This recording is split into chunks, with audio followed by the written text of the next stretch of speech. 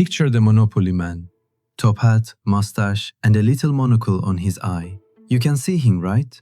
Here's the problem. He has never worn a monocle. Not in any version, ever. And you're not alone. Millions of people remember that monocle, the same fake detail on the same face. This is called the Mandela Effect. It got its name in 2009 when a researcher discovered that thousands of strangers share the same detailed memory of Nelson Mandela dying in prison in the 80s. The news reports, the funeral on TV, they remembered all of it. He was alive. He became president of South Africa and lived until 2013. Millions of brains, one identical false memory. And by the end of this video, you're going to watch your own brain do it, live. Because the real question isn't why people remember wrong. People forget things all the time, that's normal. The question is why millions of strangers remember the same wrong thing. Random errors should be random. These aren't. Something in your head is following a system.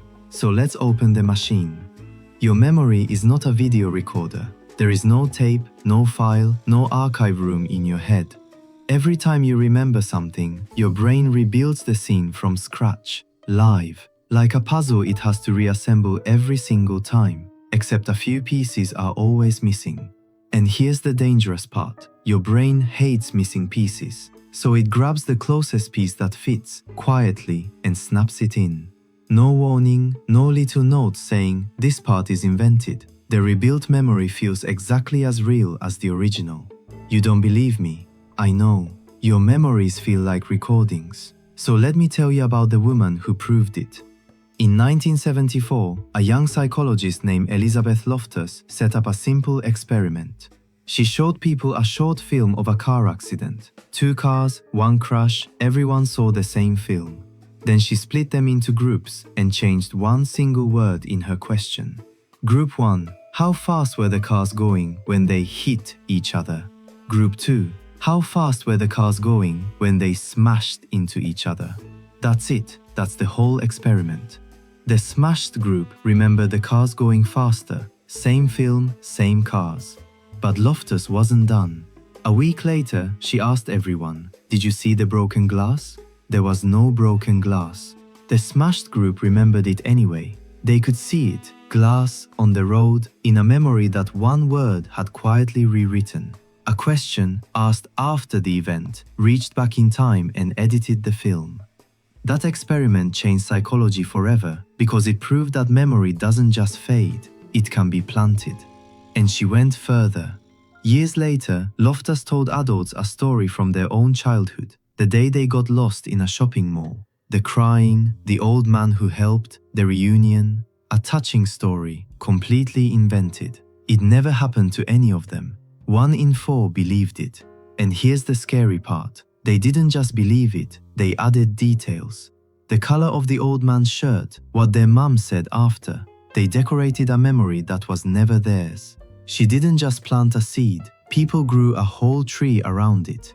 And right now, I'm going to plant one in you. Here's a list of words. Don't write them down, just listen. Bed, rest, tired, dream, night, pillow, blanket, yawn.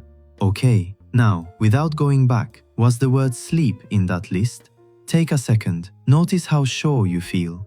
It wasn't there. Your brain heard the theme and generated the word, then filed it as a memory. You just manufactured a false memory in about 20 seconds, and it felt exactly like a real one. That feeling of being sure, hold on to it, it's about to matter. Because now, the Mandela Effect starts to dissolve. Why the monocle? Think about every rich cartoon gentleman you've ever seen. Top hat, mustache, monocle. The outfit comes as a set. Mr. Peanut wears one. Your brain met a missing piece and completed the costume. Here's my favorite one, the most famous movie line in history. Darth Vader. Say it with me. Luke, I am your father. Except he never says Luke. The real line is, no, I am your father. Full disclosure, I'm a Star Wars fan, and out of every example in this video, this is the only one I actually got right. And I am way too proud of that. But almost everyone else on Earth adds the look.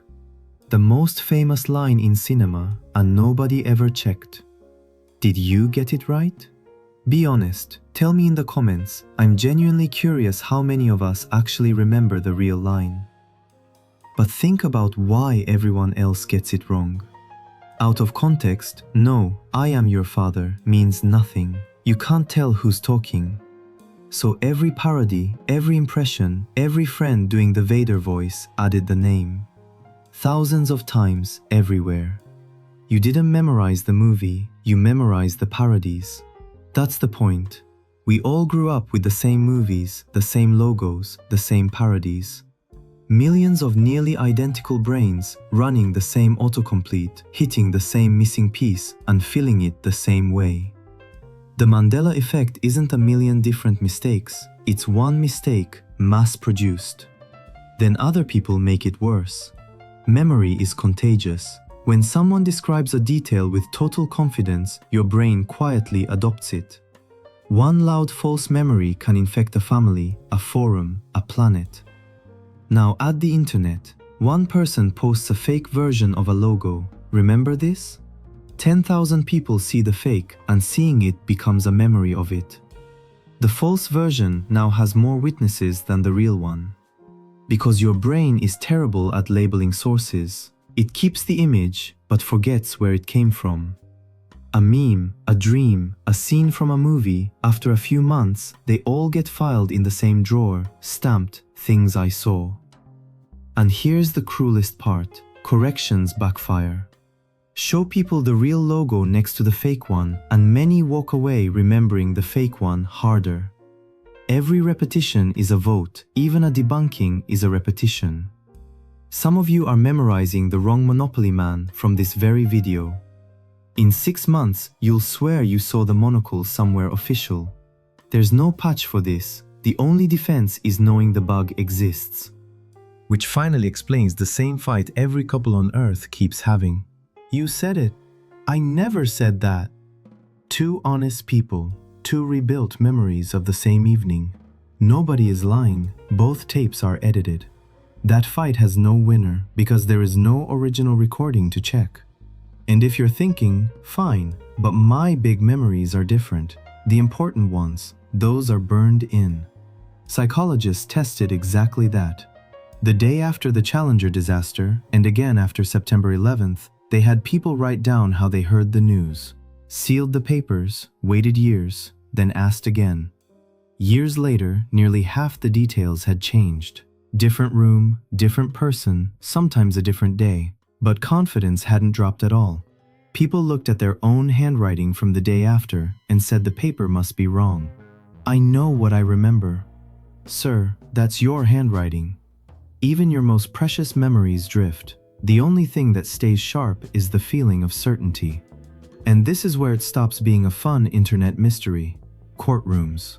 For a century, the strongest evidence in a trial was a witness saying, "I saw him, I was there, I remember." Then DNA testing arrived, old cases were reopened, and the single biggest cause of wrongful convictions turned out to be eyewitness misidentification. Not lies, honest people remembering wrong with total confidence.